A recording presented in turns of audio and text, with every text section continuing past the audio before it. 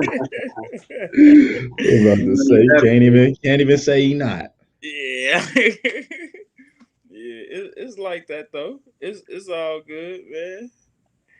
I don't know, man. A lot of people be. I think the Aiden got crazy just because of how we held it down during COVID. So everybody been there, bro. Bro, Like everybody's in Atlanta right now down there that I know. everybody who don't be there now. Like, and this especially Man. about to get nasty for All Star. Like Oh yeah. that's gonna get.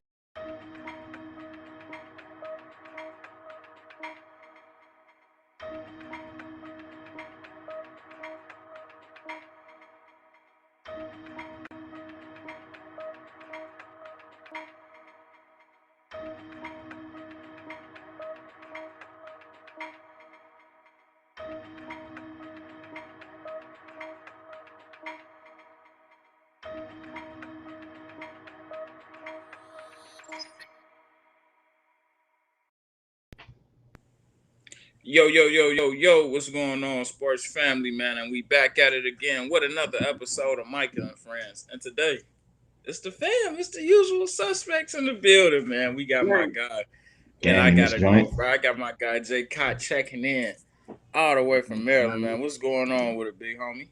Man, everything good this side, man. Just blessed, man. How y'all boys doing? Man, everything been good, bro. Good to see you, man. Man, y'all too, man. Always good to chop it up with the fellas. For sure, for Uh, sure. And you know, we got my boy Nate checking in from the West Coast, aka the best coast. My God, what's you the already word know, with it? man. Man, I'm all good, bro. Just like Kai said, happy to be here back with the gang. Been a little minute, but we back at it. Got some good topics, so ready to Man, get we it got a rolling. lot of them too. You feel me? But nah, man, let me go ahead and pay the bills real quick. Make sure you all go over there to AQUANO Hydrate, man, on Instagram. Shout them out. Put your order in for water. They got Imperial products, so make sure you go over there and check them out. Also, this whole podcast is presented by National Sports Chat, so make sure you go over there, like, comment, subscribe, follow everything. And it's being produced by TOV Sports, man, so make sure you go over there, follow, like, comment, subscribe, and tell Dave we said what up. But no What further up, ado, Dave? man, we just gonna go ahead and get it rolling, man. We about to start off rip. Do y'all think the West is still tough? Mm. Mm, I'm gonna go with Cop first. Shout out man, Jerome in the comment section too. is the West still tough? Yeah, I have to say yes. I mean, I don't see why not. You still got the reigning NBA champions coming out of the West. Um, Hmm. I feel like the overall, you go down to the eighth seed, like you got teams like Phoenix, um, Houston, who's very capable. I feel like it's definitely still holding its weight, for sure. And how's the Portland doing this year? They still They running They're like like number six five right right now. now. Yeah, Yeah, I'm they're about to number say five they right like now by six or one, five but right they've now. had some big injuries. okay. Um, Hmm. but I mean, yeah, I mean James Harden did leave, but I mean it's still star studded out in the West Coast. Hmm. So definitely, I would say it hasn't lost its edge. I just think that the East has gotten a little bit more competitive. Hmm. Hmm. Didn't really take nothing away from the West, but I mean, it gets tough out there. So definitely no walk in the park for no surefire. I mean, of course, the Lakers are the favorites, but I Are mean, they? No, let me stop. I mean, Yeah, the Lakers the favorites, but I mean, it's not going to be a yeah, cakewalk. So yeah. I think so. Man, for me, man, I don't think they like the West that used to control and run the league anymore. I think Hmm. the West is still what it is. It's still going to be good teams, but I think it's a little bit more top heavy than ever right now. But don't get me wrong, it's still a any given Sunday, any given series type situation because you got Denver. I don't even think Denver is in the top 8 right now. So, Right. well, no, they're 7 right now. So you Hmm. got Denver just dangling down at the bottom to where last year they were third or fourth or something like that. So trust me, I definitely think it's more of a any given Sunday type thing, but I don't think it's like as tight as it was where every team is very talented all the way from like 1 through 6 and 7 to 8. You never know, but I just don't see it anymore. it's a lot more teams that have holes in their game that's like higher up in the seeds to me now, and I think I don't know if it's just because the start of the season, but shit, we 25 games in, so you feel me, man? Get off Man, my meds, but I we ain't doing twenty no five moving, but I'm in the office with it. You know what I'm saying? for sure. We 25 games in, so I think what it is what we got now. You know what I'm saying? Definitely, like Nate said, we got a lot of injuries and stuff, but I don't know, man. I just don't think they're what they used to be, man. We got my homie Amir checking in all the way from NY. Amir, what's going on, man? What's going on, y'all? My fault for my tardiness. I'm just getting off of work as well, but glad to be here for another day. Talk basketball. What's going on with y'all? What's up, Brody? Man, Yeah, cool, what's man. going We were on, bro? talking about the West and if they still at the top, man. Do you think that the West from the old times, man? Do you think they're still the conference? Go with Nate, man. I'm hear what you think. Do you think the West is still just the top tier? Man, I'm gonna have to agree with both of you guys on a few different points. I think, like Kot said, you got a lot of parity. So, like to your point, Micah, it is kind of top heavy. Like the teams that we thought last year would come back, having a chance so far. I would have to say with specifically, and Portland, they are in the fifth seed, but I was expecting them to be a little bit more dominant, but they've had some injuries. But I still think that they're still the better conference, top to bottom. I mean, the fact that you have somebody like Luka and the Mavericks not even in the playoff picture just yet, and then you got the young upcoming Sacramento Kings that are turned into probably one of my favorite teams to watch on a nightly basis. You got De'Aaron, Buddy Hield, Marvin Bagley playing with some energy. Like Kai said, like I don't think you have any cakewalk in the you ain't got no cakewalk in the Western Conference, maybe besides Minnesota. But besides that, you got to go through a tough Phoenix team right now. They playing defense under Monty Williams. The Pelicans look like they're starting to figure it out. The Jazz, they're dominant early on. We had a conversation about that last week. They may not be dominant into the postseason, but they got some pretty good teams in the West. I think the East is still pretty top heavy. Like the teams at the bottom of the East right now, your Charlottes, your Atlantas, your Cleveland, your Knicks. No offense, Micah, but we don't really see those teams as having a chance at making a run. But I could see a team like Portland making a second round run or something like that, or I could see Dallas No getting it together and chance. then making it a run. Nah, they ain't got no chance, bro. Oh man, So come if on now. Atlanta, Charlotte, and Hey, speak into that, it's no chance. Yeah, Man, come on, bro. hey, We there, bro. we also got to factor in. I mean, Utah got the best record in the league right now. That's true. So, I mean, That's why I think it's a lot that's up in the air, man. yeah. I mean, Ne- but I mean, it also speaks to like, even though it doesn't really, we know that's not going to equate to anything at the end of the season that Utah has the best record in the league. It's just still like, it helps the argument to say that it's still solid, strong teams in the West. Yeah, for Yeah, sure. the top heavy teams. Yeah. I well, let me go to Amir first, man. Amir, do you think do you think the West is still the West from the old times, or not even the old times, shit from last year or 2 years ago?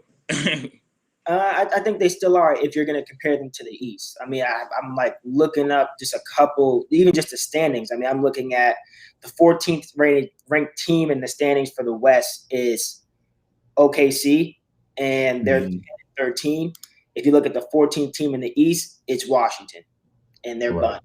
So I mean, I think just competitively, I think they are still playing holistically better basketball. I mean, you're saying like we're thinking about Portland as a push. I mean, yeah, they're 13 and 10 now, but they're still a 5 seed if the playoffs were to start right now. The 5 seed for us, or in the East rather, would be the Pacers. I think I would probably go Portland in that For series sure. to do a best out of 7. So I think they still are. I certainly also believe that their top heavy teams are championship contenders as opposed to ours, who have shown that they can be inconsistent at best. Brooklyn's really, really good, high powered offense. They can't even stop me, and I can't play basketball. My team, I don't know what we need. I think we have the right mindset, but I don't know what we have to do to get over that next. The Celtics. Yeah. Y'all need to stop drafting players under 6 feet. That's what the Celtics need to stop doing. The Celtics have 5 players on their roster that are barely scratching 6 feet. And that's not by accident. You know, that y'all need to go out there and get some size if y'all want to contend. Are they chasing the IT wave? Man, they've been on that IT wave, bro. They got Carson Edwards, Tremont Waters, Kimball Walker. Who else they got? Romeo Langford. They got Grant Williams, who's an undersized 4. Daniel Tice is an undersized 5. Yeah, Peyton Pritchard. Like, the formula for the Celtics, it just doesn't make sense. If they were trying to compete with the Bucks, you know, they were going to have Giannis. And then if you want to compete with Philly, you can't put that lineup out there. So, you know, the Celtics, they're going to have to shuffle some pieces. Exactly. Yeah. Exactly. Where's Tristan Thompson?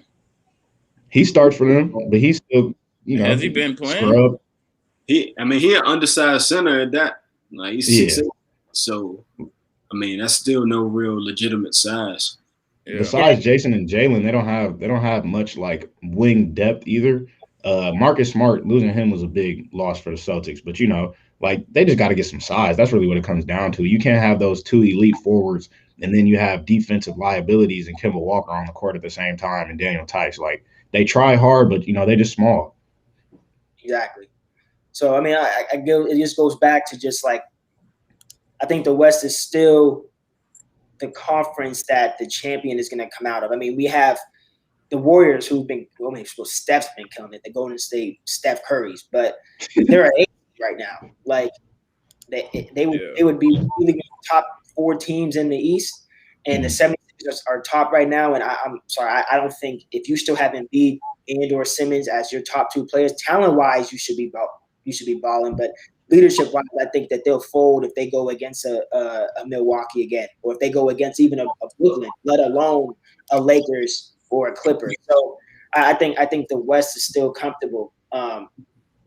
I think holistically, talent amongst the league itself is in good shape. Like, I think Atlanta has a lot of good young guys. I think Cleveland, their backcourt's talented. I don't know if they have the expertise to really go far. But yeah, I think the West is comfortably in a position where they're still that conference. Hey, Micah, I think one thing that rings true about the East, which is probably where you're going with it, is like they have a lot more parity. Like, I don't see one top dog in the Eastern Conference that can't really be knocked down. You know, like, I was surprised last year the Clippers got caught. You know, it happened, but everybody kind of knew the Lakers, you know, was the top guy. I like in the East right now, you know, the Nets aren't playing good basketball, like we mentioned. The Celtics have some holes. Milwaukee, they still got to prove it. You know, Philly still got to prove that they can make this work in a postseason type setting. And Toronto, you know, they're starting to build back up some momentum. The Heat's starting to build back up a little bit of momentum. So I really feel like the race in the East is wide open. So in terms of watching and parity, I'd say the East is more fun this year. But, you know, talent-wise, I still think that the talent in the West is better. And just to that point, I mean, about parity in the East, I wouldn't want to see a team like Charlotte in the first round. The way that they're playing the ball. No. I feel like it wouldn't be an easy out. And personally, I don't think so. You don't want to see the young teams with confidence. They got guys who can go. So, I mean, as far as parity, I feel like it definitely is wide open in the East. Whereas solidified, we know the Lakers, I mean, Bron and AD. That's all you got to say.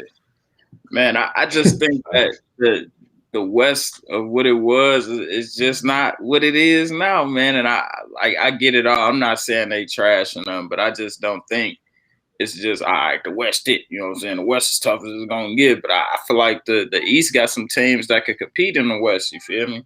For sure. I always used to do a thing like I used to because it used to be crazy to me. Like, damn, you could put the bottom like 4 teams in the East couldn't even make the playoffs in the West. You know what I'm saying? I always used to do stuff like that, but I don't know, man. I think it's tight now, and well, not even tight. I just feel like it's getting better. The competition is picking up more on the East side of the things, and it's not the Eastern Conference anymore, man.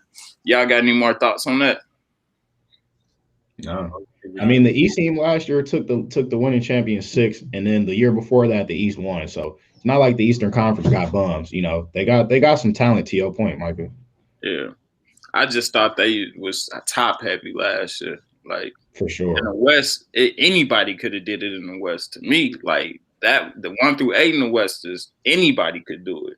Yeah. But See, that's what you say on paper, but like in reality, I don't think the Rockets ever really had a chance against the Lakers. I don't really think that. I think the Clippers kind of messed up when they gave 2 wins to Dallas. Like I don't think that really should have happened. Like you think teams have chances, but in reality though, like those teams really never had no shot. You feel me? Like we want to think that they do because they got good talent, but when they run into the top dogs, you just most likely not gonna win unless you got like a transcendent type player. let's see, they had Lakers 1, Clippers 2, Nuggets 3, Rockets 4, Thunder 5, Jazz 6, Mavericks 7. So every higher seed won their series. Yeah, That ain't even parity. I don't know, That man. ain't even parity. I don't know. I guess it just get at any given Sunday type feel to me, man. Or any given series. I'm saying Sunday. But man, let's go ahead and roll over to this next one, man, because we got a lot of them on the list for the day. Should there be an All-Star game this year, man? We seen LeBron come out, get a post-game interview, and he was kind of disgruntled about, I guess, the league said to him before the season that they weren't having an All-Star game, and they turned around mid-season and said they are having it. So I want to get you all thoughts. Do you think they should have an All-Star game, and how do you think they should go about this? And do y'all think that they told LeBron at the start of the season, like, nah, we ain't gonna have one? I'm gonna start it off with Nate. Man, I can understand why LeBron would be a little disgruntled, coming off probably the shortest break. I think shortest break in finals history, like 70 days in between. But realistically, I think they need to have the All-Star game. I know it's not something that, with COVID, that should be like the number one priority. However, like the NBA players kind of have to realize at a certain point, you got to cater to the fans. Like there's certain parts of every job that people don't necessarily want to do. The fans are your main stream of income. The fans want to see an All-Star game. They want to see the best of the best go at it every single year, And the NBA has been pretty good, like handling COVID relative, I'd say. I mean, you're gonna have a few cases. Like you're gonna have cases. It's a part of like daily life now in America. So, they've handled it when they can. They've had some weird things happen, like with KD. But I mean, the best of the best are professionals. Like besides Kevin Durant, most of the other All-Stars haven't really gotten COVID, or they've been out maybe for like few games because of health and safety protrocols, but they should be able to conduct themselves in Atlanta. I think they should. Lord I knows think they should. where Anthony Towns is at. Well, he ain't All-Star this year. But so I look at it from the standpoint of just like at a certain point, if the fans want the All-Star game, I don't think it's too much of a, I don't think it's too much like hectic around it that it couldn't happen in Atlanta. I mean, it's just one game. I understand they want the rest and they may want to vacate, but you shouldn't really be vacationing right now anyway. Like for most people in America, you can't just take PTO. Like if your job tells you got to show up, you got to show up. You feel me? So like, even though they don't want to, certain things just might have to be sacrificed. And that's why I like what Dame and LeBron said. Like if it's happening, we'll be there. We may not like it, but if it's happening, we'll be there. Yeah. Amir, what's your thoughts on that? Respectfully, I kind of disagree. I think it's somewhat pointless. I think I haven't really done too much research to really see exactly how they're going to have it as opposed to a regular year. But we're going to do like a one-off, just the Eastern Conference versus Western Conference game, like not even the actual. Okay, well then again, that one-off. You're gonna do just the game. Then I suppose you can have it off if it's in Atlanta or whatever. I was gonna say if it's like the skills challenge and all that other stuff. I don't know how you would expect to do that. First, I feel like that's just too many people in the spot. I think to Bro's point, I think if it was going to happen because there is money that's associated with that game. People watch that game. People pay for that game. Commercials are bought for that game during that block. So where is that money coming from? I know at least for other sports, like they're going to say that their cap is going to go down. The amount of money you can spend is going to go down. So they're really trying to mitigate those costs. So for that reason, you have to have it. There's a direct business need with it as opposed to other years. And we're feeding for sports. I think people are going to this point, like I'm going to watch the game, especially now as opposed to youth and years prior, because there's just a lack of this sports going on. But I definitely understand players' perspectives on this. Like if we're not even having a safe enough environment to really be able to play all of our games consecutively without them getting postponed, adding another game that really doesn't change anything, certainly doesn't really make too much sense until you start peeling back the financial layers of the business. So I don't know. I get it. I'll be frustrated too, but I think if there's a bigger need financially, then I think you should just have it and get it out the way. See, I agree with that point, Amir, for sure. Like, I don't think that I think I said, like, I don't think it's the main priority that the NBA needs to be worried about, especially with the pandemic, like you said, just gathering so many people from different cities. But, like you said, the financial implications are pretty big. And like, if you don't want your financial value to decrease, then I mean, the All-Star game is one of the big components of that. I mean, you get a lot of eyes on your best players every single year. You sell All-Star merchandise, you know what I'm saying? So like, you can recoup some money there. It is a little bit of an inconvenience, I guess, but like the thing is, it's not like the All-Star game was sprung upon them. Like dudes knew every single year for the most part there's usually going to be an All-Star game. It's not like the NBA is adding something different. So that's the only thing that I was kind of like questioning. Like the All-Star game is a part of the NBA season. So like now all of a sudden, even with COVID, the season's still happening. So why shouldn't one of your biggest money makers? Kyle, let me hear what you got on this, man. Amir and Nate really hit the nail on the head as far as let's be real. I mean, money is the motive. It's the entire reason why this season is occurring. If you want to take a deeper health and safety protocol look into it, then no league should be occurring right now. So I mean, you all made a great point saying that if this was a normal year, there would be no questions whether the game will be occurring or not. I mean, I feel like it's a monetary game for everyone involved, players included. So, I mean, like you said, more exposure for the league.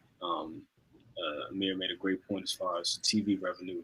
As far as commercials, everything that goes along with the All-Star game. So, I mean, I can definitely see the players' perspective as well. I mean, it's a down year, no fans. It's just a different environment. Like, that's what makes the All-Star game, I mean, really just the entire weekend, the festivities, So without that, it's just like, I mean, I can see from especially a guy like, I mean, let's look at the vets. I mean, they've been doing this. They get up for All-Star weekend. Like, what it is. So, I mean, this is going to be one that, that no one is accustomed to. But this is a year that no one is accustomed to. So, like you said, these guys are professionals. You got to do what's called for by your job. So, I can see both sides for sure, but I don't see any reason why it shouldn't occur. Personally as a fan, I would want to see the game. So, got people at home. Probably the viewership might be up this year than any other year, just because of the state of society right now. So, like I said, both sides is. But that's just this year. It's an anomaly, and I think guys just got to be professional. I got peas for the low, Joseph Silva. If you want to come to my public storage, I got them peas for you. That's it. That's all I can say about that. Man, hey, let me go ahead and talk about this one, man. I think I don't know, man. I think it definitely, like you all said, it's definitely a money maker. So that'd be crazy not to do it.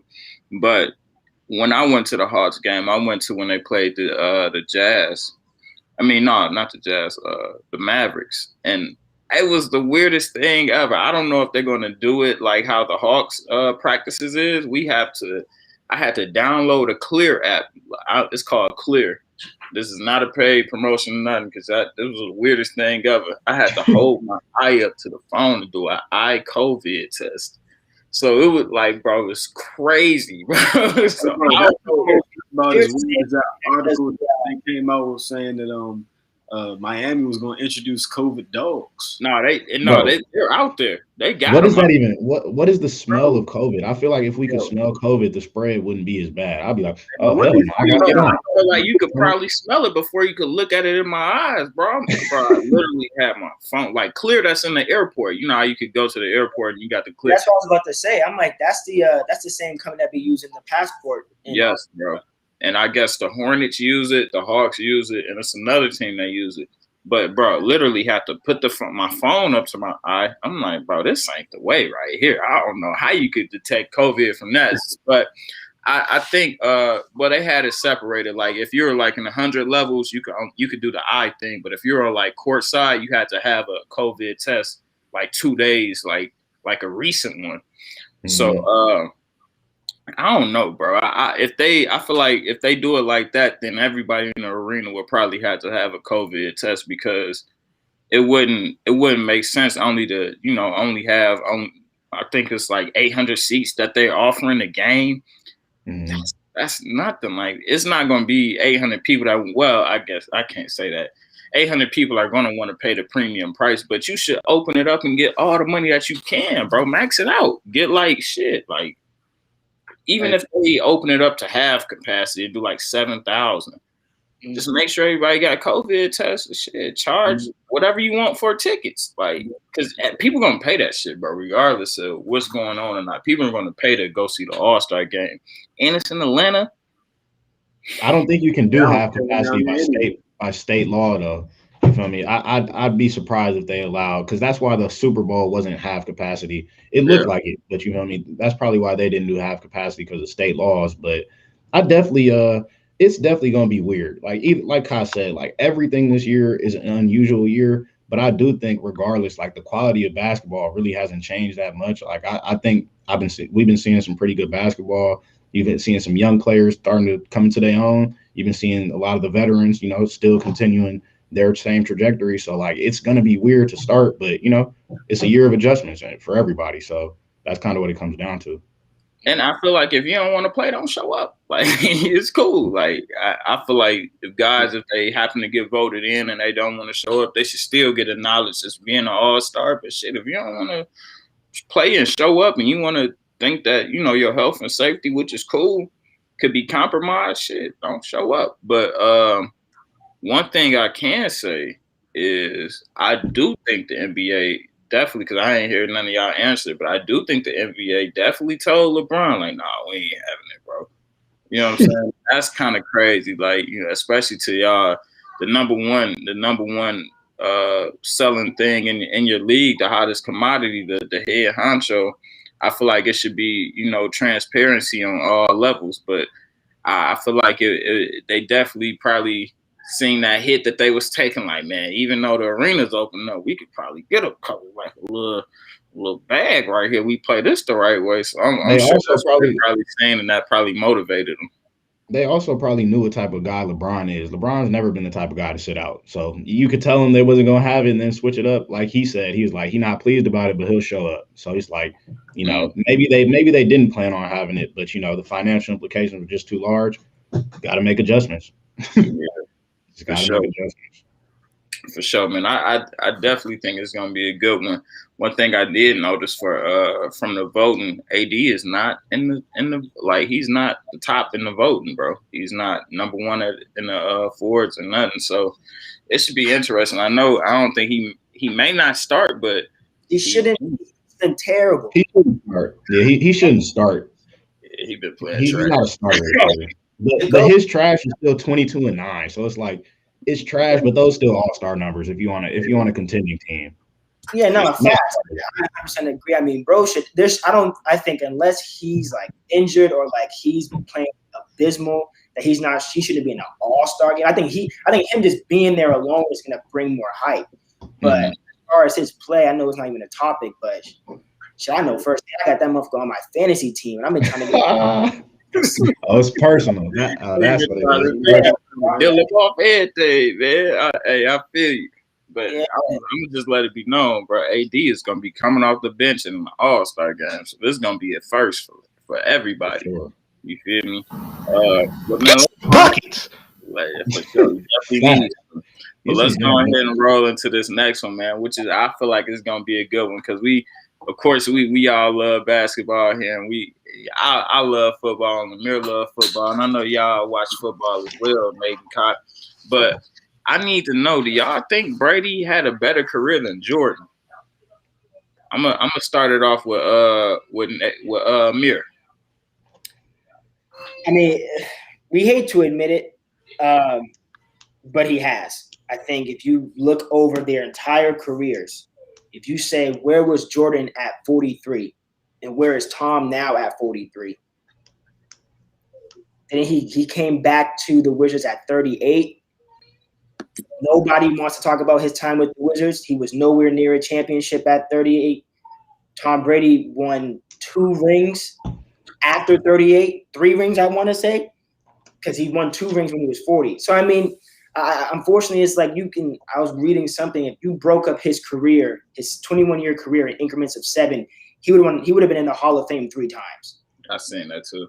So, I mean, I don't really think, unfortunately, there's no real conversation as far as that. I think if you want to go into impact, if you want to go into longevity as far as like how they motivate players, I think Brady's in his own tier as far as, that aspect. I think Jordan's in his own tier. I think more people have played basketball because of Jordan than people play football because of Brady.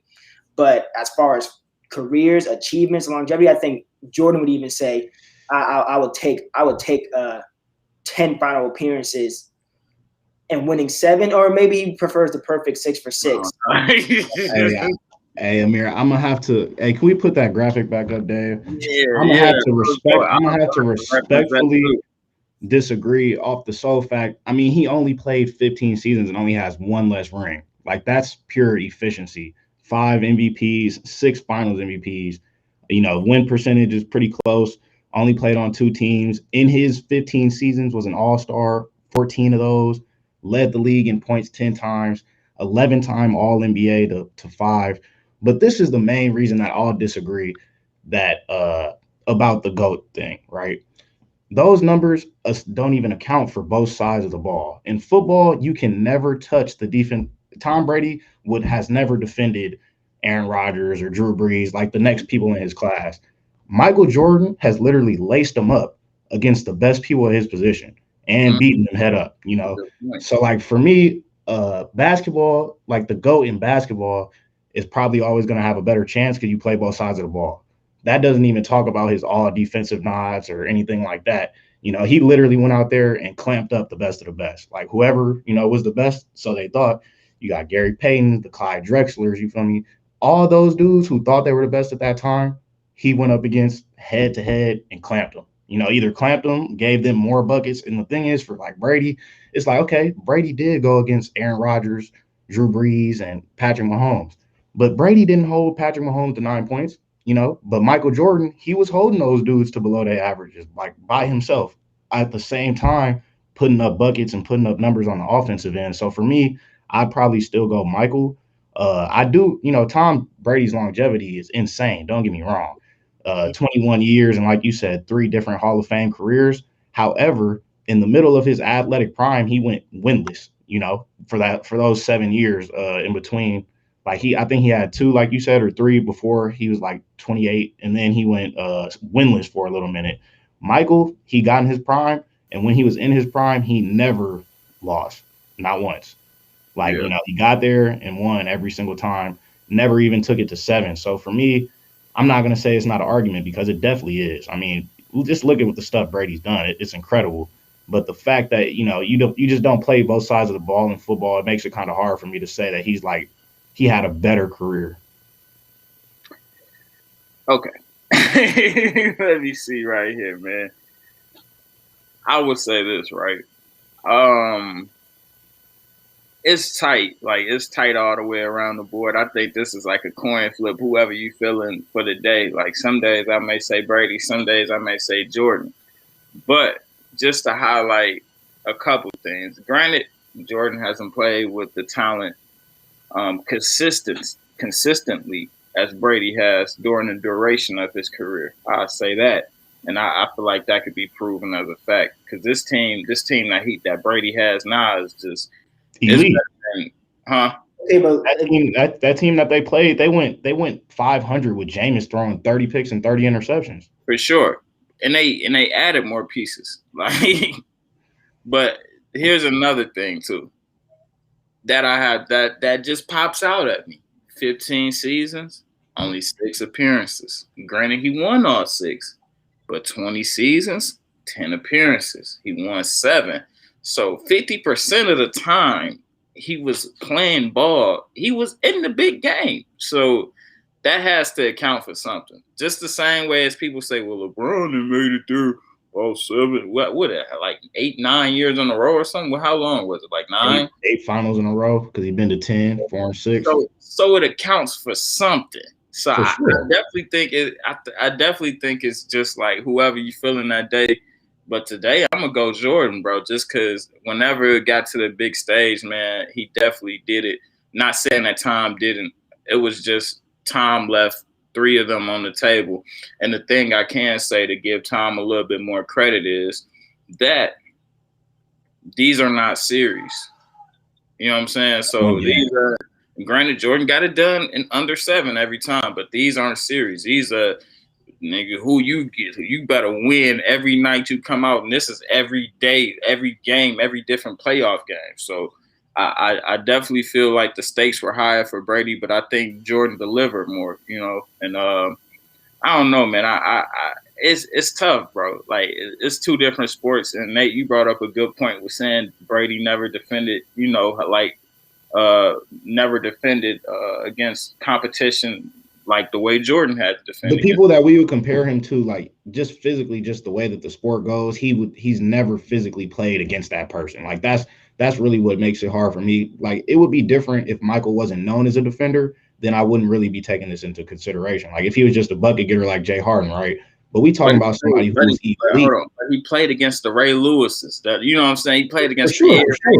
So like, he played against some good guys on the other side. He did. But what you're saying, like it's just the head-to-head just matchup, and I think you know, Brady got a little bit slower of a start, but that team that he was on when he first won his championship, I mean, they were in the championship without him, weren't they? Because didn't he start like relatively soon after he got 03, right? No. They starting quarterback got injured, right? In the preseason, he played the entire year. Okay. But like for somebody like Jordan, we talking about somebody who came in rookie year averaging 30 points. And this is in the 80s where people were barely cracking 100 points a night. So like just to get to the championship. But pieces though. That is true. But you got to think pieces also. You got to Brady had his. If you want to compare Jordan's team, and again, you change my perspective, and I think the hardest part is trying to compare. You're comparing apples to oranges when you're talking about football and basketball. Yeah, it's a little different. I agree with that, but I think Brady's first '96 team was this year. Before that, I don't think you can say that he legitimately had a Scottie Pippen Hall of Fame level sidekick until maybe Gronk. I don't know, bro. He played with Randy. And then would you say maybe would say Scottie? He lost. But look, you got to think about this. Randy Moss for 1 year. But that 1 year, didn't they win it? They went undefeated. We went undefeated and lost in the Super Bowl. We lost. Now, but this thing about Scottie Pippen, though. Scottie Pippen wasn't a star either until he started playing with Jordan. Scottie Pippen wasn't like a top tier pick or anything like that. He wasn't highly regarded. Like Jordan, to your point, same with Brady, though. Brady makes the players around him better. You can look at the Amendolas. You can look at the Wes Welkers. The dudes he's played with, Brady has definitely made better. So I can say that as well. But, Scottie Pippen was not known as, a Hall of Fame type guy until he started playing with Jordan. Similar for some of the guys Brady's played with. Like Scottie wasn't even I don't even think he was a first round pick coming out. So, it's just like it's just about who makes each other, make their teammates better and play to their potential. Both those guys, I think, have done that at the highest level. So at those, it is kind of hard to compare. And like Micah said, I could see sides for both points. I mean, 7 rings out of 10, 6 out of 6, in just terms of pure excellence, both of them have been, extremely excellent throughout their careers. But I just feel like Michael was just dominant for longer. Not longer. He was dominant from when he touched the league. Jordan's longevity in its own right is pretty good and pretty impressive. At age 35, he was an MVP and champion. You got to turn that off. Yeah, even when he was with the Wizards, he wasn't trash. He wasn't nearly as good, but it's like you said, Amir, comparing apples to oranges. Like basketball, you're doing a lot more running. You play both sides of the ball. Brady has 300-pound men protecting him. Not really getting hit as much. Not necessarily running around as much, jumping. So it is apples to oranges. You're not.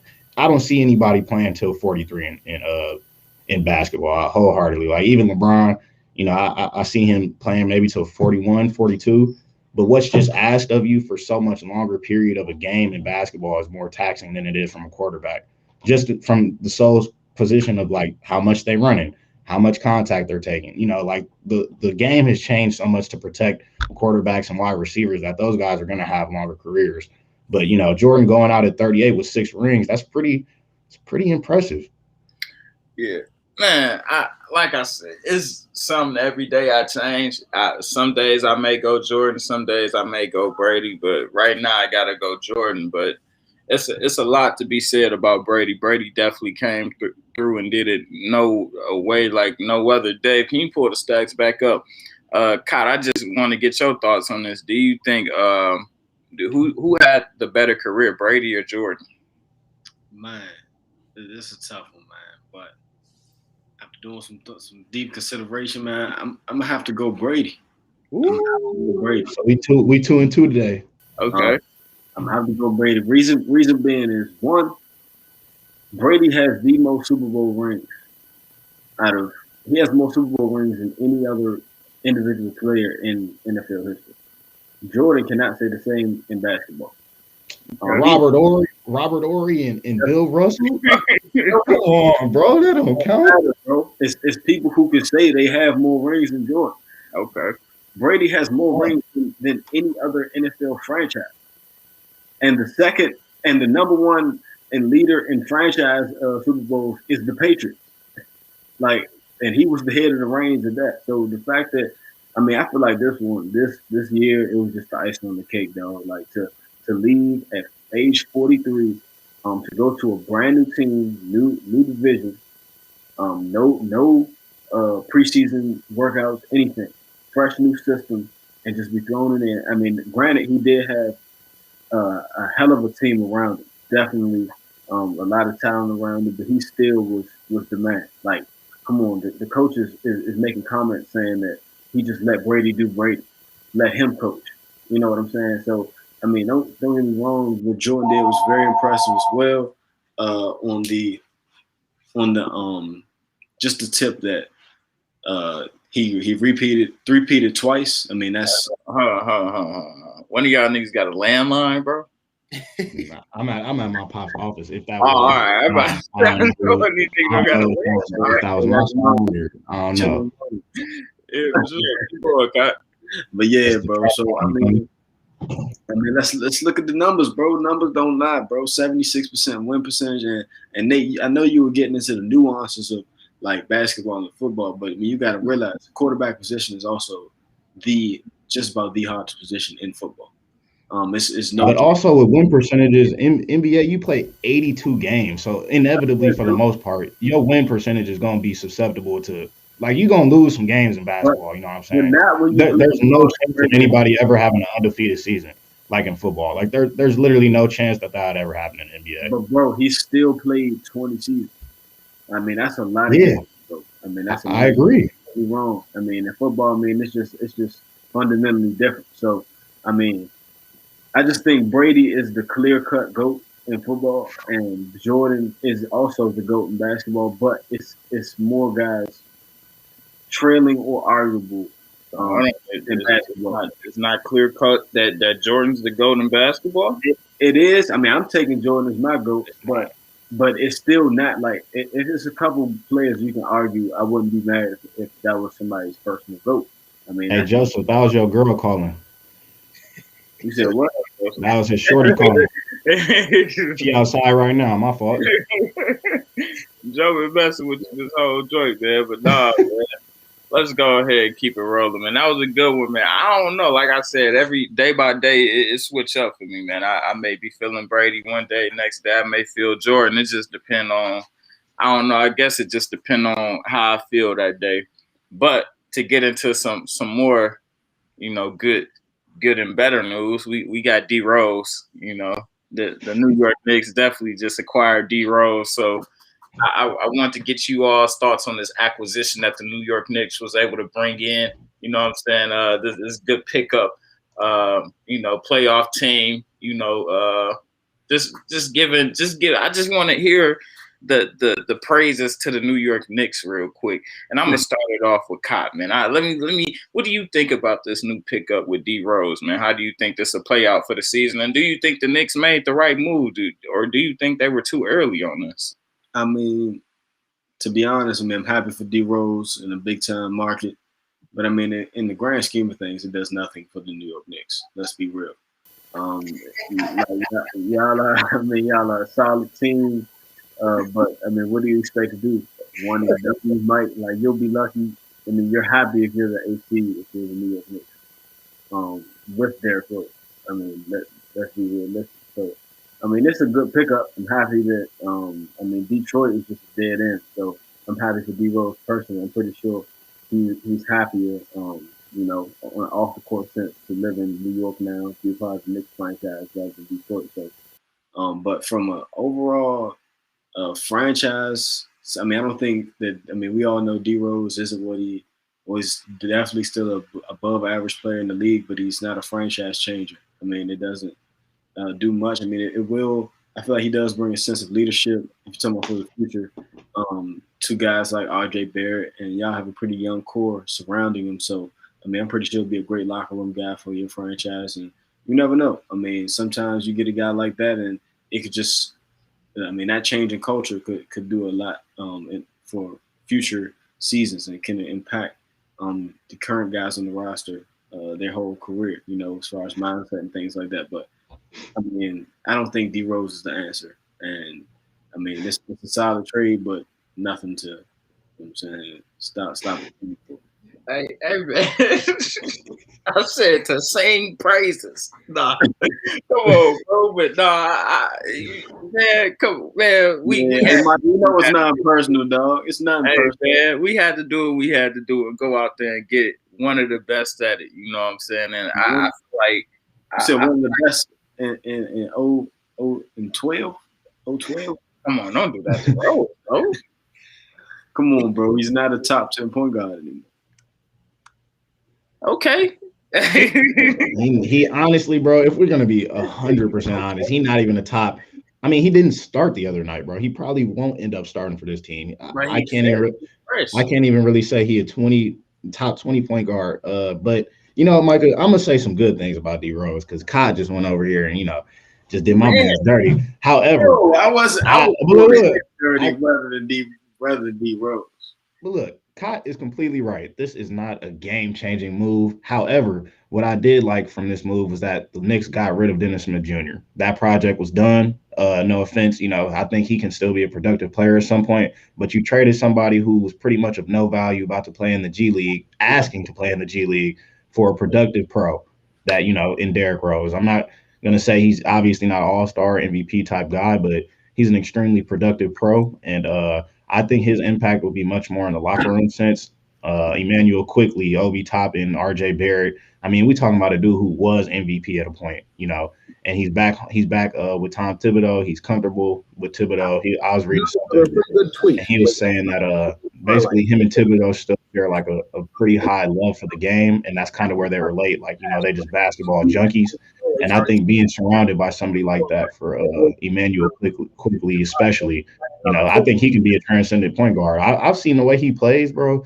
It's very calm. He got that floater game. That's pretty nice. But I think D Rose will help them on that aspect. I don't think he's going to push them to 6 or 7 seed. I don't see that unless he has like a resurgent type year. But I think he will be a very productive player for y'all. I like the move. You got rid of Dennis Smith, so we lost the game. We was just in the 6th seed last night, man. We happened to lose a good game against Miami, or was it against Miami? It was. Yeah, y'all play. Look, the Knicks play extremely hard, and like it's refreshing to see because they've just been so trash and like kind of uninspired the past few years. So it's refreshing to see a big market team. They're kind of taking the small market team approach by playing hard every single night. They may not have a single superstar, but they're going to be hard out every single night. So D Rose just kind of adds to that culture. He ain't the culture pusher, but he adds to it, and that that's a good sign from a New York franchise that's been kind of iffy. What I'll say is this. And it's not that we just got astronomically better, but it's just progression. and I just want to make sure the progression is highlighted every step of the way. You feel me? So us getting, you feel me, Thibodeau going and getting Rose again, that's progression. You feel me? Like you said, that this is the equivalent to adding Iguodala to the Heat to me. That for me. Because Rose can still produce. Actually, that's not a bad comparison because he hasn't really done much for the Heat. I don't think you should be comparing the Knicks to the Heat right about now. You said what? I just don't think that comparison to the Knicks and the Heat should even like come close right now. But we ranked higher than the Heat. How can it? We 20 games in. Hey, that's almost a third of this year's season. I'm about to say after 20, all type of crazy going on, bro. Like, hey, we gonna be in it. We gonna be in it, bro. But I don't know. Very best. Hey, y'all better than the Wizards, so I can't say man. I mean, hey, that's a story for another day, bro. You could have been when we talked about them tanking, but nah, man. I definitely think that this was a cool little pickup, man. Will it change the world? No. It's just more getting going in the right direction, man. Every day, and I think the Knicks are going to find themselves next year in a good position. Maybe the 5th seed, maybe the 6th. Just depend on the draft pick. We may just did this to show y'all we could be the 6th seed, then lose the rest of the game so we get another draft pick. We may just tank out for y'all. Hey, Micah, here's a conversation that we're gonna have another day. Yeah. Knicks might have actually ended up winning that Kristaps Porzingis trade, depending on how bad the Mavericks are this year, because y'all own their pick. So imagine if the Mavs don't even make the playoffs this year, they could end up, like the Pelicans did. They weren't the worst team in the league, but they ended up with the number 1 pick. So I think that, with the way that Kristaps Porzingis gets injured so often, not always available, y'all might actually, in hindsight, end up winning that trade. But, it's yet to be seen, but it's possible. Hey, man, we just going to keep trucking forward and keep handling business on a nightly basis. Amir, what's your thoughts on this pickup, man? I know you in NY right now. I know you feel the city embracing D Rose, the city going crazy. What is it, 32 Madison, 32nd Street? Is that what it is? Crazy? 33rd. 012. I mean, I'll first say this because unfortunately I have to jump. City's going crazy. City's not going crazy. City is not. I'll say this though, D Rose is my all-time favorite player for me growing up. Like without a D Rose, you don't have a John Wall, you don't have a Russell Westbrook. I think he pioneered their way of playing, of being electric but not really being able to shoot. Toss that talk. No, it makes me feel good that he's out of Detroit. I think that was just a recipe for disaster. Like the team was just not. It didn't fit how I want the type of team that D-Rose would be on. With that being said, I think to Nate's point, like if you have a really solid starting point guard at the 1 and he's coming off the bench or something to that degree, I think then you're in a situation where you're in a better spot. Him being expected to lead the point guard position with this team, I don't know. I don't know if it's really going to make that big of a difference. I think it does. It generally helps the Knicks just get more competitive. I think it helps them really make a general push towards one of the last spots for the playoffs. But are they going to be knocking off a Boston and like the top 4 teams? I don't think so. Hell no. Micah, stop it. Stop it. Y'all need a little bit more. I'll certainly say it's in the right direction. But I'm happy for D Rose. Like I think any way that he's just in a better situation, I'm happy about. But I do think that his best years are behind him. Being as though I've done the ACL twice, I know what it's like. So I'm glad that he's even able to really play. And still be competitive, but unfortunately, I don't think that he's not going to be put a team on my back and be going. He's the savior of New York now, bro. He done brought New York basketball all the way back. KD who, Easy Money who, Harden who, bro. He's there. You know what I'm saying? So definitely, man. Go ahead. When it's safe to be bro. Yeah, take my man to chicken parm and the chopped cheese down to the 32nd Street, man. To introduce him to the city again. This is the second time coming back, man. You got to show him some love. But Y'all got anything else on this? Nah, man. Hey, I don't want to come off like any D Rose. Hey, I rock with D Rose. You know what I'm saying? I'm just being realistic. You know, I mean, it's a great pickup, and y'all made a great point. I think it definitely improved me from Dennis Smith Jr. Nate made a great point. Solid veteran bringing in there, but I mean, I wouldn't get too hyped if I was a Knicks fan, Micah. You know what I'm saying? Hey man, we gonna be all right. We gonna be all right, man. We gonna keep getting better and keep progressing as the years go on. Not even as the years go on, man. Next year we gonna be. I mark my words. We gonna be top 5 in the East. Okay. Hey, look. That's modest, bro. I'm not gonna lie. You didn't say anything else. Hey, bro, they're progression, bro. I'm telling you, bro. I'm telling you, Cott. They one of the harder playing teams. They one of the harder playing teams in the association. They can end up like the Pacers. Like you know how they got some pieces too. I like Mitchell Robinson. I mean, y'all got some pieces for sure. So I definitely see. They just got to develop. Like if the Pacers can hit a top 5 seed, then the Knicks, if they continue to play hard, like Julius Randle turning into a real bucket getter. And like Micah said, you never know if that Dallas pick manifests into anything next year, anything close to that top 5 with this year's draft class, you can get a real impact player out that draft. So that would be very lucky on their behalf. But we need a superstar, man. Tatum, where you at, man? We need Tatum, man. Pull up, bro. We need some. We need just a superstar just to come and be in the building, man, and that'll take us different places as well. But let's get into this next one, man, because we were supposed to talk about this on the other on the episode before this. It was just basically around courtside Karen. But should fans be kicked out for yelling at players, man? I'm gonna let Kyle start it, man. Do you think players should be kicked out of with having situations and conflicts with players and arguments? Well, it's 2 things really for me. So I mean, there's levels to everything. Like it depends on how wild the person is coming out your mouth. Because I mean, let's be real. Like it's only, I mean, those grown men out there playing, and it's only but so much you're gonna take before you gonna check it if it gets too vulgar. You know what I mean? So, in that situation, it's always levels. So, like I said, depending on how egregious what is being said, then for sure, I don't see any reason. And also, I mean, this year I feel like it's so much. It's different because you got to take into account, just the overall environment of the game. There's way less people.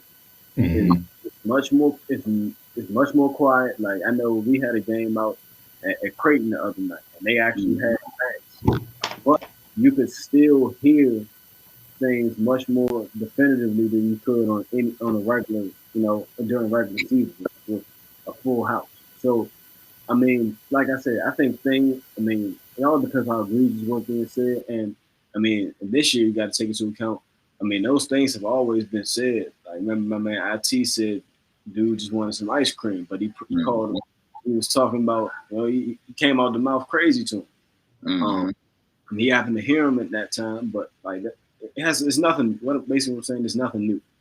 Fans always, they go there and get drunk, you know what I'm saying? And a lot of them don't hold their tongue. So it all depends on what's being said, and I think certain things need to be excused from the ring.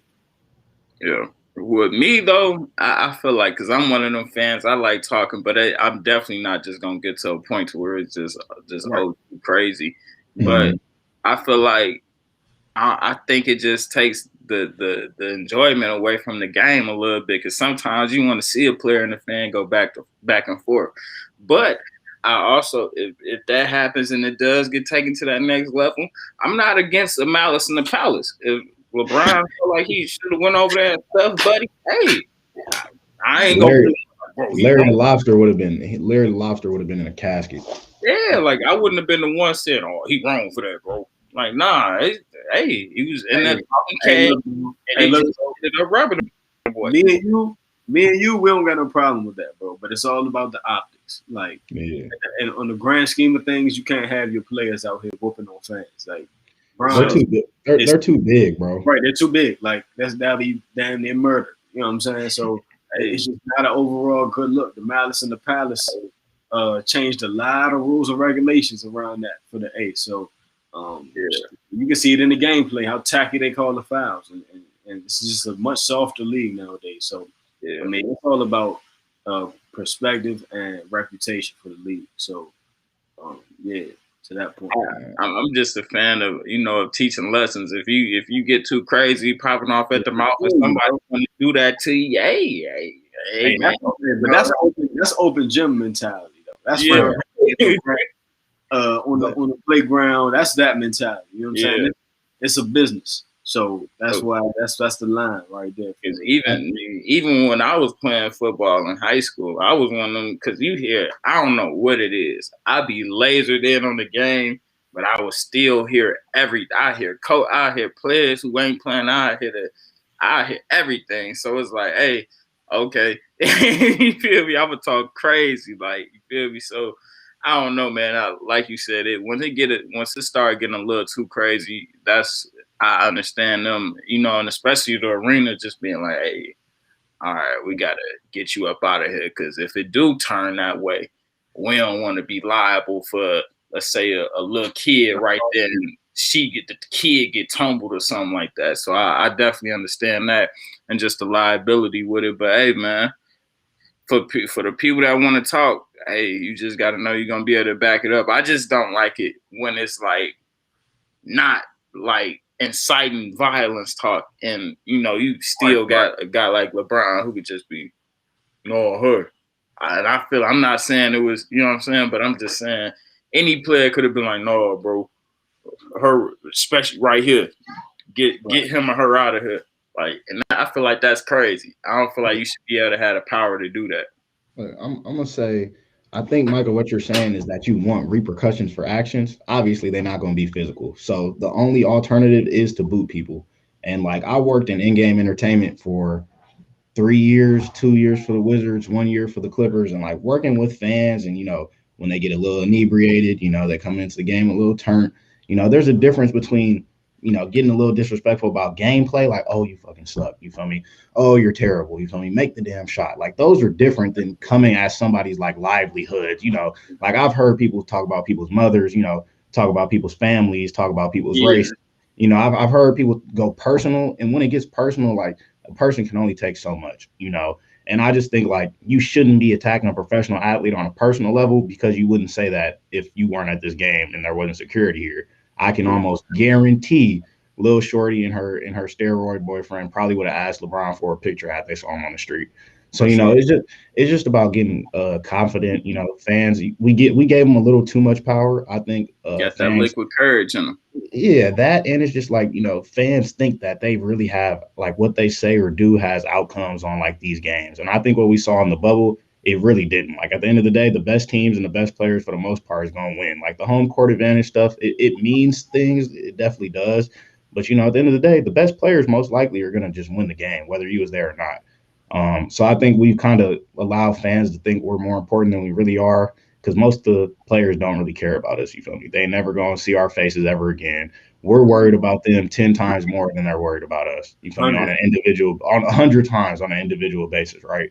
So, you got to have checks and balances. Like, Shorty can't come out talking about how dumb LeBron is or how stupid he is. Like, that's foul play. You know what I'm saying? You sitting courtside, you clearly directing shots at him, knowing that he's going to get a reaction. And I think that's kind of when it goes too far. Like, let the person be in their profession. Think about it this way, though. Let's hold on. Now, let's say if the NBA was back open and everything was, COVID free, and we back open at 100% capacity. Mm-hmm. Let's say Savannah James was on the road. You know what I'm saying? And that's a different story. She might have got hurt. She might have got her feet. She wasn't kind of feeling that. I wouldn't have had a problem if she would. She ain't in the league, so I'm perfectly fine with that. She's not on the court. She's not doing her technical job at that point, And like, that's just kind of, you just got to be careful on how people treat people. You feel me? Like, you treating this $1 million athlete like he's some trash and he not going for it. Then all of a sudden, Shorty was mad.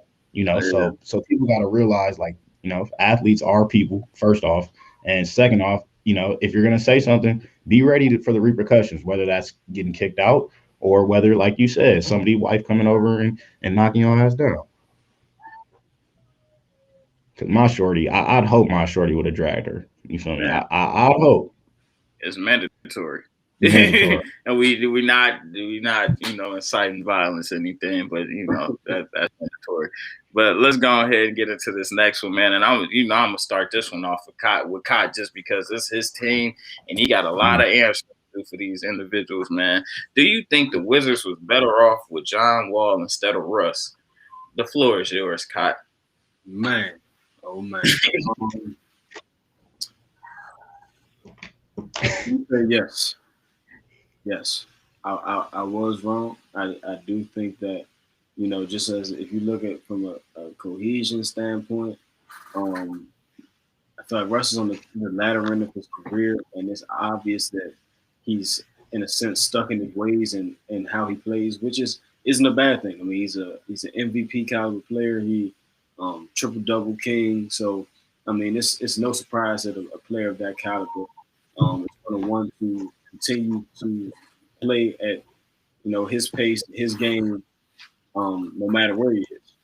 But I mean, I think that just because it's a new system, that in itself, it's not going to work as clean as John Wall did here in Washington. Wall, I mean, let's think we keep him. That camaraderie is already there. You don't have to rebuild. It's what he brings. You know what the team brings. I just think regardless with those two players, I mean, a lot of people make great points. I mean, it's not too big of a difference between what they bring, in all honesty. So, I mean, I just don't think that roster is a winning formula. Like if you're trying to, it's not going to get you no matter whether you got Wall or Russ. You're not going to win. At least compete. I don't see that team Wall or Russ going past the second round. In all honesty, at its peak.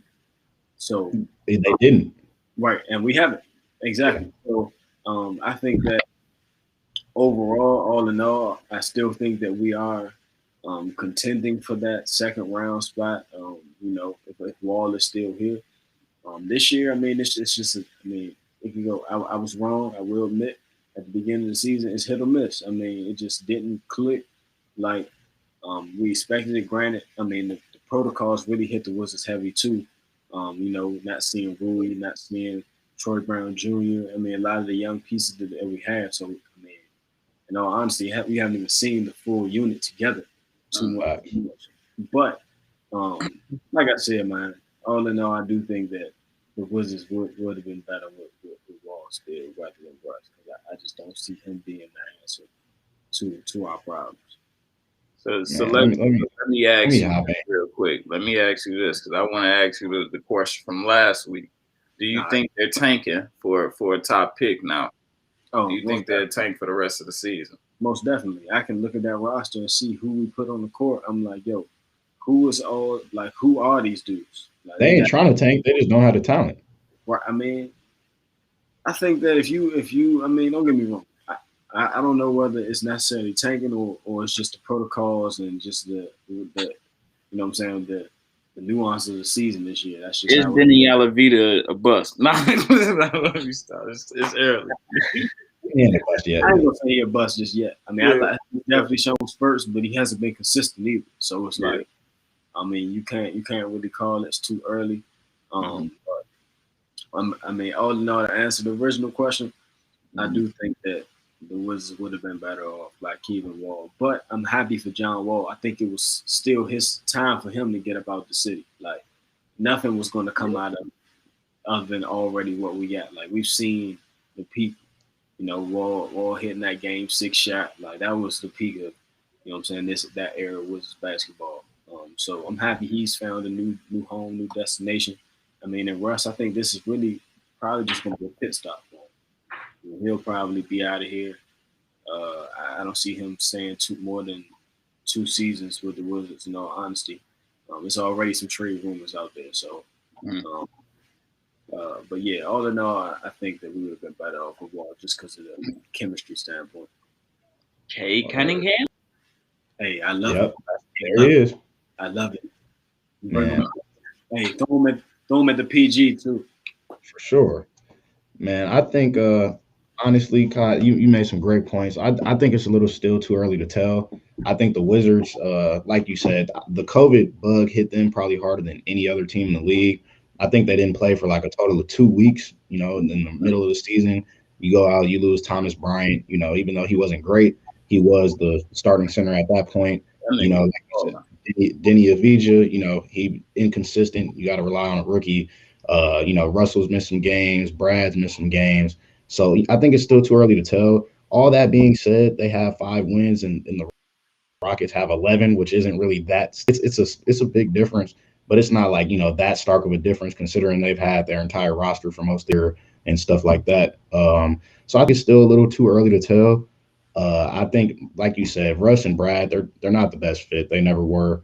But I think all things being equal, if John Wall were on this team, considering the same injuries, same COVID bug, same roster, I think they'd probably still be, bottom tier. But I do think that you guys are better off with Russ because it provides you guys a clear direction of where you guys need to go. Like it's clear that the Wizards are not a contending team. They're not going to contend for a playoff spot or second round spot. And like Micah said, it's time to start focusing on draft and development. I think that the trade just it kind of made it more clear and did it faster than keeping John Wall around. It's just like, all right, we're starting to trend toward a rebuild. If we want to have a chance at keeping Brad, we got to get some talent around him. So maybe from that standpoint, Russ is a little bit better. I think like you said, he's a rental, but talent wise, very comparable players. I thought Russ had a really good year with that Rockets team last year, even though they didn't, win anything. He was averaging like 27, 8-8, and they started to pick it up down the stretch. I think he's that type of player. He needs a little bit more momentum, a little more camaraderie with the team, but yeah, I don't see them being much better, even with Jay Wall, considering everything else equal this year.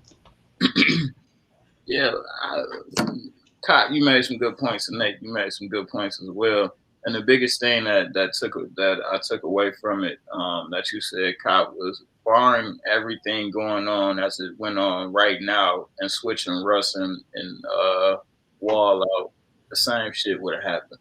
You know what I'm saying? It's the same player, so I guess it feels softer because Wall there and he been there for a little minute, but the same shit would have happened, man. It's the same type of player. Wall's not as good as Russ to me, but the same thing would have happened. Nothing out of what's going on currently would definitely change. And like you all said, I definitely do think it's time for them to keep adding more pieces. Thomas Bryant, I like him. I ain't even gonna lie, Nate. I like him. He be putting up some numbers a little bit. I wouldn't say he's on a level as like Julius Randle, but he could put up some numbers, of course. He played hard too. He played hard for sure. I think we were utilizing Thomas Bryant wrong. I think he's a ideal starting power forward in today's game. For sure. Center. Like, I mean, he's 6'9", 6'10". So I mean, a lot of centers, if you ain't pushing 7 feet, you got to be dumb athletic to even compete that man. And his is really size, but he got everything else. I mean, he can even stretch the floor. So I'm not sure why. I mean, that's the key aspect to being that power forward position. Really? I think if we go grab a big next to him, he can be so Evan Mobley. That's what I said. If y'all don't get that number 1 pick, I think Evan Mobley. I mean, if you look at the way he shoots, he got a very pretty jumper, nice clean release, and he got a nicer handle than he's getting credit for because he's playing at SC. But I think he's a center because he like 6'11", legit. He's a real shot blocking type guy.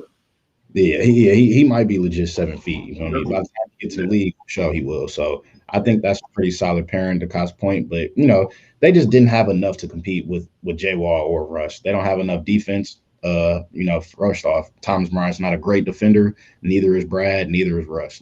Not 3 of the top starting 5 is considered great defenders. Denny was starting at a point. He's not a great defender.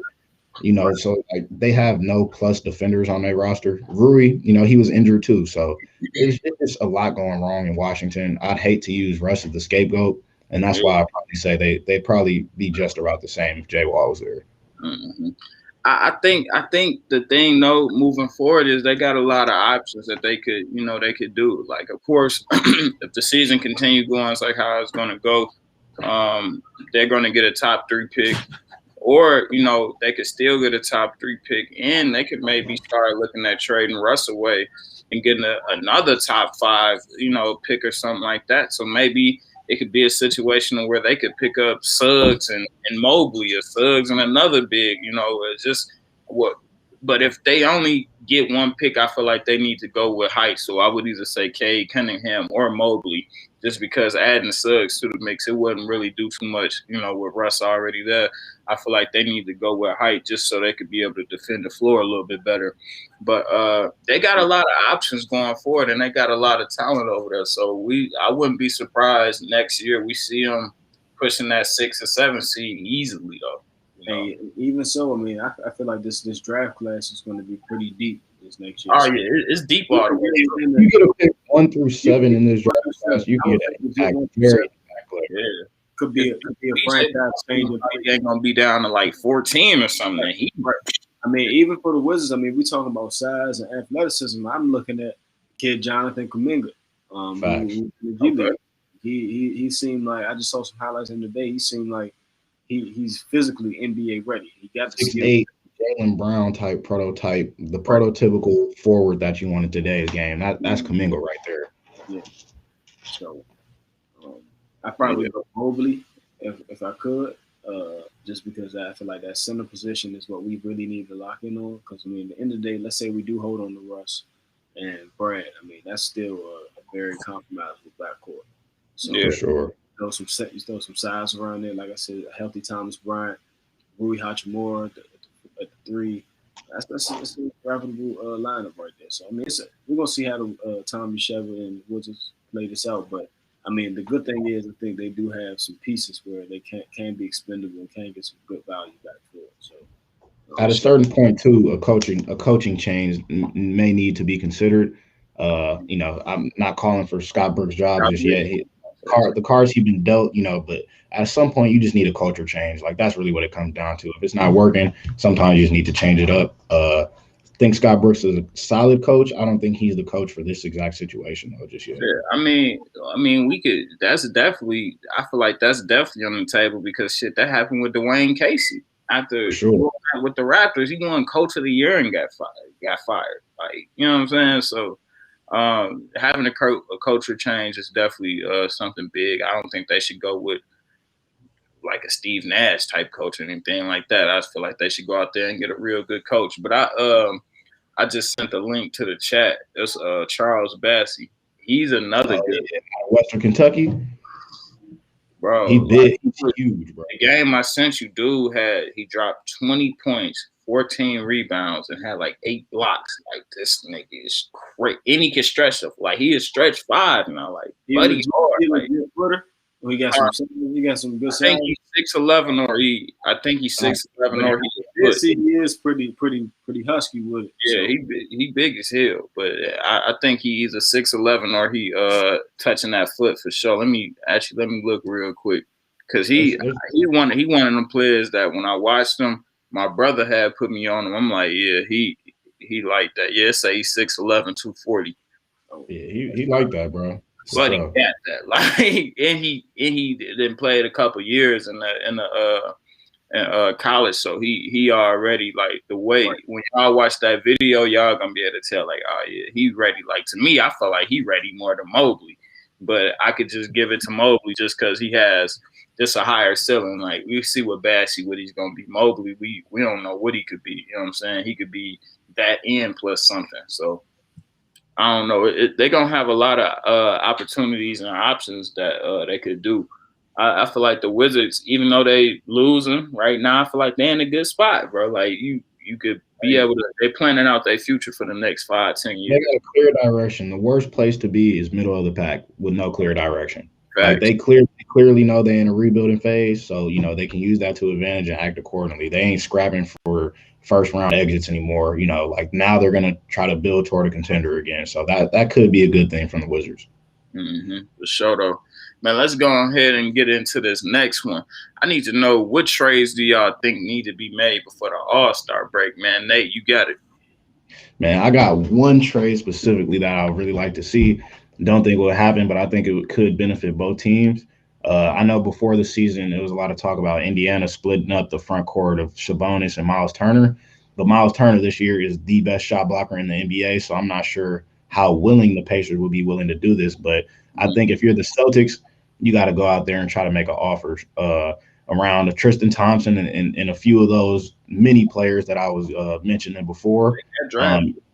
Yeah, and they'd have draft picks and stuff that I would, definitely use in this trade, but they need some size and some rim protection. I think Miles Turner fits their system perfectly. He can shoot the three and also block shots.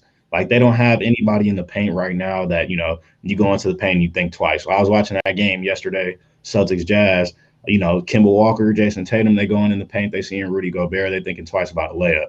The Celtics, I mean, you driving straight into the paint, into the chest of Daniel Tyson and Tristan Thompson, and no problem if you're an elite forward, So I think Miles Turner will be a sneaky pick that really helps them out in the long term.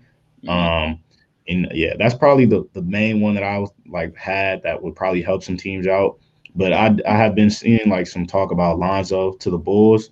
I don't really like that trade unless Zach LaVine is the one coming back for the Pelicans. That could be a game changer. If Zach LaVine ends up asking out, you pair Zach LaVine with Brandon Ingram and Zion Williamson. I mean that's youth and that's shooting, that's athleticism, that's everything that you want. So those are two dudes I definitely would like to see make a change in their situation. For sure, Kyle. Let me know who you got. What do you think? Some trade?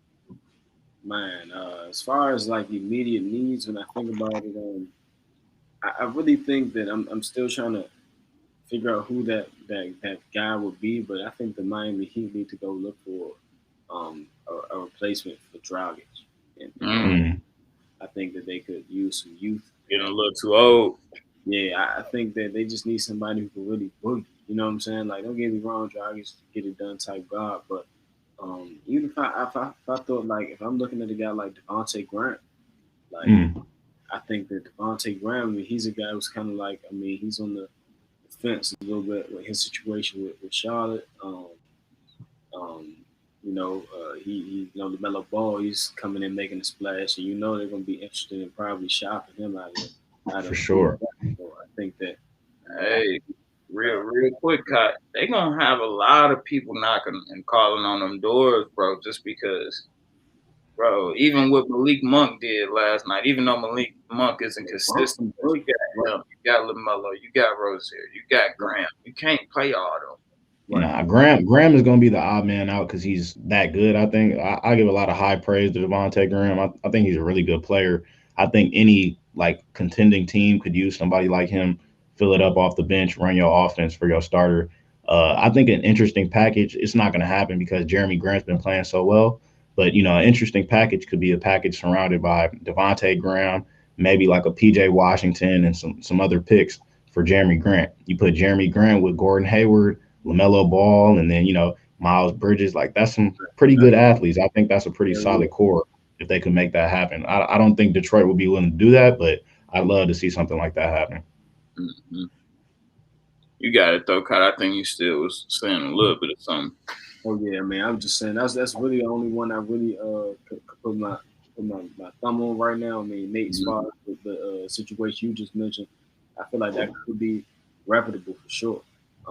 It's just, I know Jeremy Grant just recently signed a sizable contract, so 3 years, 60. Yeah, I mean that's decent. So, it would have to see, it have to fit within, the cap within Charlotte, but that could be a good move too. I just think that right now, if we're talking about trades, it's a couple places that Devontae Graham could help out. So I feel like if I'm a GM and I'm looking for a point guard, he's one of the hottest commodities right now. Clippers. Hey, better than Pat Bev. Sure. Man, I got one that may come out of a little bit of left field, man. I don't know if y'all gonna feel this one or not, but I think Redick could go to. I would give Redick to Boston somehow. Or I had either Redick to Boston or Redick to San Antonio. That's how I'm like. I feel like that'd be a good move, and I think that needs to be made now. Just add another scorer in Boston, And definitely San Antonio, they need it right now. Even though they're playing good, they're like 5th or 6th in the West. I think they could get better. Definitely Shout out scoring more. DeMar DeRozan, man. Y'all was talking about my boy before this season. Shout out DeMar, man. That's all star. He been putting on, and I think he has been putting on. Shout out, I respect the role. Shout out Compton. You know what I'm saying? Shout out Compton. it's so. I think that's one, and I may start. I don't know, maybe early, but I'm gonna say that I ain't gonna give it away. But I think Redick, I think he'll definitely. We gotta hear that. We gotta hear that next one now. Cause it's a little rough, but I was thinking even damn, what's buddy's name now? Tim Hardaway. He could go to another situation. I was thinking even Miami, just because he just add another scoring presence, a good 3-point shooter, and able to defend. Like I was thinking of him and Duncan Robinson kind of switch. Even though Duncan Robinson great at what he could do, you know what I'm saying, being a pure shooter. And trust me, Tim Hardaway definitely isn't on a nightly basis from the 3 like Duncan Robinson, but I feel like Miami would be greater served with more defense. And still, Tim Hardaway Jr. has some offense to bring to the table as well. So I think that was another one of my moves. But I don't know. It's gonna be some more coming up. As we get closer to the All-Star break, we're gonna start seeing a lot of teams breaking down and seeing where they need to get better at to take it to that next level. But my 2 for right now is definitely JJ Redick and Tim Hardaway Jr. Y'all got anything else on that one? Man. Hey, I actually was thinking 2 guys that you guys just brought up. Tim Hardaway Jr. down in Dallas. I know Mark Cuban had expressed that anybody could be replaceable except for Porzingis and Luka down there. So, I feel like if they can get a Levine down there, that would be crazy. I feel like that'd be damn near a game changing piece for sure. Hey, what y'all think about the Clippers saying the door open on Lou Williams? I'm not surprised. At some point in time, bro, just like you need a change. Like we've had. We all know Lou Will is a bucket getter. We know what he brings to the table, but it hasn't produced results. So I just don't think they're gonna get anything back for Lou Will. I think he's a wanted commodity. But in a trade essence, I wouldn't give up any assets for Lou Williams. No offense to Lou Williams. I think he's really good. But I've said this before, I think on here, that the 6th man's not a winner's award. No offense. But besides the Manu Ginobili, most 6 men aren't on contenders, and he's very much service suited as a 6th man. I don't think the Clippers really need that because their starting 5 is really where they want to put emphasis on. But I think it's going to be hard to let him off. But I will say one team that I think needs to make a trade. I think the Lakers need to go ahead and address their big position. I think Marc Gasol, we've seen it already. It's early, but the writing's on the wall. He doesn't fit. He's not quick enough to run with LeBron and AD, and he's not that great of a shooter. So I think that the Lakers should be active around the trade deadline to get a maybe more active type big. Tristan Thompson probably could have been a good one for them, but he's off the market now. But I really just don't see Marc Gasol fitting in long term with this team unless his conditioning gets exponentially better, which I don't see happening within this season. So, even somebody like a Rashawn Holmes, I think the Kings would be very they don't want to split with somebody like him, but I think he'd be a very interesting commodity around that trade deadline. Yeah. Hey, that's actually a good point. They actually made that point about Marc Gasol at the beginning of the season when they first acquired him. I'm like, what made the Lakers so good last year was the fact that all 5 positions can get out and run. It was just like a bunch of big gazelles out there, Facts. So picking him up, yes, it does add the facilitating and the shooting, but is it really that good to the point where you can overcome, it's a run and gun type game nowadays. So, bro, let's be real. Marcus, I was on the verge of signing in Spain last year, coming into this contract. So I mean, he signed a minimum. He definitely is on the way out. But I thought, like you said, I thought his passing and just IQ and shooting, like I thought the Raptors weren't necessarily utilizing him well. But I mean, I've seen enough to know at this point. I mean, he's just a little too old. Age hits everybody different. He's Right. had a good career, but at this point in his career, LeBron's getting older. He doesn't necessarily need to play with somebody that's slowing down the pace. He needs to play with somebody that he can throw those long outlets to and make a play to finish and score. But Mark, I think he can help a team, but he's not a starting center at this point in his career. Mm-hmm. Let's go ahead and get into this next one, man. I need to hear your rookie ladder, man. I need to know who y'all got top 3 rookies in the league right now. I'm gonna start it off with Nate, man. Who you got? Man, I think this is gonna be like close to the overwhelming list. LaMelo, I think we all in agreement. Y'all got LaMelo number one. He rookie of the year to me. Yeah, transcendent type player. You feel me? The gravity that he has on the game, like you could just see it when he plays in Charlotte. You feel me? Like the team plays so much better. People like Miles Bridges are starting to have career years, and that's usually because of a point guard. So LaMelo probably number one. Number two, I'm gonna go Tyrese Halliburton. I think he's been a very, very productive player for the Kings. I mean, he can score the ball, he can assist. The jumper's not great in terms of look, but I mean, he makes it at close to a 50% clip, which is pretty elite for a rookie. Him and De'Aaron and Buddy. That's a one more time. Shoot, 50% from where? He's shooting close to 50% from three. No way. Like, I swear, bro, he really out there striking. Let me pull up the numbers. Let me not cap, bro. You said Halliburton? Yeah. But so I got him number two. All right, he's shooting 45% from three. Yeah, 40. That's still great. That's still great for sure. And he's taking, a nice amount of attempts. And then number three, I'm gonna go Anthony Edwards. The Timberwolves are trash, but as of lately, he's been putting up some 20-point games, 6 rebound type games. I've been seeing more and more stuff from him that shows me he could be a good player, but the Timberwolves just suck. I'd like to throw Wiseman in there. He just been a little injury ridden and a little inconsistent. But yeah, that's my top 3 right now. They're all guards. Who you got? Who you got, Kai? It doesn't vary too much from Nate. I got Melo at 1. I mean, we all see he's done. Just been a transcendent player.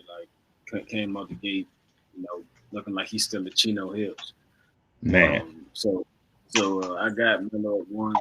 But honestly, bro, my top 3 is really the top 3 picks in this year's draft.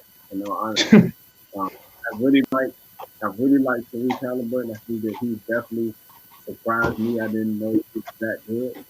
But I still take Wiseman and Anthony Edwards over him as far as the spurts that I've seen from Edwards. Like you said, maybe the Timberwolves are struggling, but he has shown some spurts and that he can be a really good special player.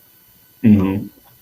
And Wiseman, we haven't had a huge sample size, like you said, injuries, things like that. But when he has played, I've been very impressed with just his overall game, how he moves, how his athleticism, but even so much more his IQ. I've seen him be able to make extra passes, proper rotations, like just the little nuances of the game that he's proven that he has, and it's a perfect system with him learning under, champions. Facts. So I think that he has a very bright future ahead of him, and he's just scratching the surface. So, I mean, as far as who I think that the order, not necessarily the order, but the top 3 picks have been the most impressive to me so far. I definitely can't disagree with that, bro. I think Wiseman is. I definitely think ceiling wise, he's better than Tyrese Halliburton. But just from what this year and sample size, I'd give it to Tyrese so far. But I'm definitely not knocking James Wiseman. I like what I've seen from him for sure. Yeah, Wiseman just ain't been available enough for me just to put him up there. But my list, like we already said off rip, LaMelo, I think he's rookie of the year. Then I'm gonna go with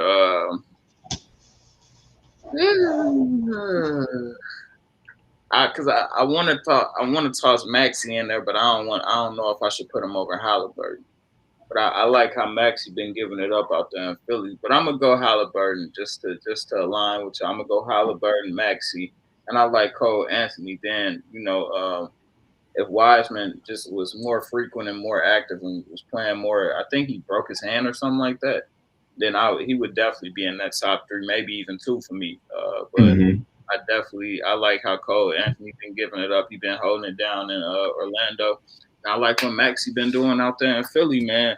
It's a lot of good rookies that's playing this season, but I think next year, like we said earlier, I think it's gonna be even crazier with the rookie play we get. And I don't know, man. I don't think nobody right now can knock LaMelo off that Rookie of the Year just by what he's contributing to the team, and he's getting those starting minutes. So it's gonna be hard to really compete with that. Even though Halliburton, he play like 20, 25 minutes. Yeah, Those, he's starting to get there. yeah, those could be considered starting minutes, but it's a different when you starting the game off and you know what I'm saying, going into it all the way. But Well, yeah, that was my only concern with LaMelo before the year. I think we had like a rookie of the year ladder beforehand, and Edwards was my number one just in terms of looks because I didn't think LaMelo would start so soon. But Terry Rozier, he got injured for that brief stint, kind of accelerated that. So I'm definitely all in on LaMelo. He should get rookie of the year. He's leading in points, assists, steals, rebounds. He's leading pretty much in every statistical category for rookies. So pure domination of his class. So he just gotta, I think, just continue, and it's his reward to lose right now. yeah, for sure. For sure though. Y'all got anything else on this? Mm-hmm. And I will say, like you said, I will give a special shout out to Cole Anthony too. He's been hooping down in Orlando. Facts.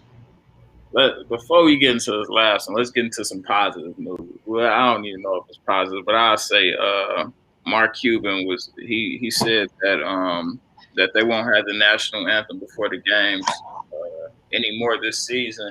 And I recently just seen the NBA came out and said, nah, like you gotta play the national anthem. So I think that's gonna be something to look closely into. Let me see if there's any more current news. No more current news in the league going on right now. I think that was the biggest one. But not before, but let's get into this last one, man. We got Malik Beasley, man. I was one of the ones I just thought it had went away, but hey, free bees, bees for sure. They gonna have to put Michael Beasley out there in place of him, boy. But man, Malik definitely he's going down for 120 days. So I just want to just get your thoughts on that and just everything surrounding that situation. Man, bro, it's really a sad case though. You hate to see a brother in change, man. It's tough. For anything. Hey, it is what it is. This too shall pass. I will say as far as for bruh, I'm praying for him, but he just gotta stay mentally strong through this. Sure. It's the justice system. You ain't no really way no way around it once that them papers been signed. So it's something he wanted to do. I'm not really too sure about the ins and outs of what exactly he did, and I think it was a weapon. It was like a weapon charge or something. Okay. But even I know we introduced it a couple shows back when it first dropped. But I'm not sure how that ended up playing out. Obviously ended up playing out 120 days. So yeah. That's mid-season, like it's a lot to go into that. So it's gonna be tough. But I will, on his behalf, it's a test for him. How he gonna react? We all know Young can hoop. He can go. So you better, I say, hit the push-ups. Hey, get that working. You know what I'm saying? Yeah. They gonna come out husky. Yeah. Boy, hey. So learn from it and grow from it, man. So definitely pray, send my prayers his way, and wish him the best. I just think it's an unfortunate situation because no matter how far you get away from something and live in a different life, stuff can still hunt you, and we speaking about a gentleman who's averaging 21, 5, and 3 this year. You know what I'm saying? So I'm sure that the news and all this is probably going to affect his gameplay, but I can say one thing that was a good thing about it, that the judge is going to wait to let him serve that until like when the season is up or something like that. But you never know, man. You just got to be optimistic about stuff like this. Maybe he, be able to get time served or something, and be able to dodge jail, because that isn't a place for nobody like that. You know what I'm saying? For what? Just not even anybody like that. Just anybody in general. You know what I'm saying? So, it's just a sad situation, and like we talked about it before. It just, no matter how far you get away from something and how widely recognized you are on main stages and things like that. And I think he just got read up this year. I think Minnesota put that bag behind him just because of how he was producing last year. So it's just sad, man. And you could tell Minnesota knew that this was going to be coming down the pipeline, because this happened before Minnesota read him up. Well, not the sentencing, but the charge and the case happened before Minnesota read him up. So they're well aware of what's going on, and it's showing that they're going to try to be there with him for the long haul, even though it's only 100. I'm not even gonna say only 120 days, because 120 days. But man, I just think I just hope better for the young man, and I think he'll do better, man, as time goes on. And I'm sure this incident, like whatever happened, won't happen again. But I'm saying, yeah, you're right. Hopefully, man. Yeah. But other than that, man, I don't got nothing else, man. I appreciate you for tuning in. All the guys for tuning in today, man. We had a good show, had a lot of topics, man. We had the fam back all in the building for once and for all. Man, we going to run it back next week again. Make sure you all go over to National Sports Chat, man. Like, comment, subscribe, follow everything. Make sure you go over to Micah and Friends Podcast, follow everything. Make sure you go over to all our personal IGs, follow us. Make sure you go over there to TOV Sports, man. Follow Dave, tell Dave we said what up. Make sure you go over to AQUANO Hydrate. Make sure you put your order in. Say that Micah sent you, and get something on the back end of that. Make it something. But other than that, man, we checking in and we checking out. Micah and Friends. Yes, sir.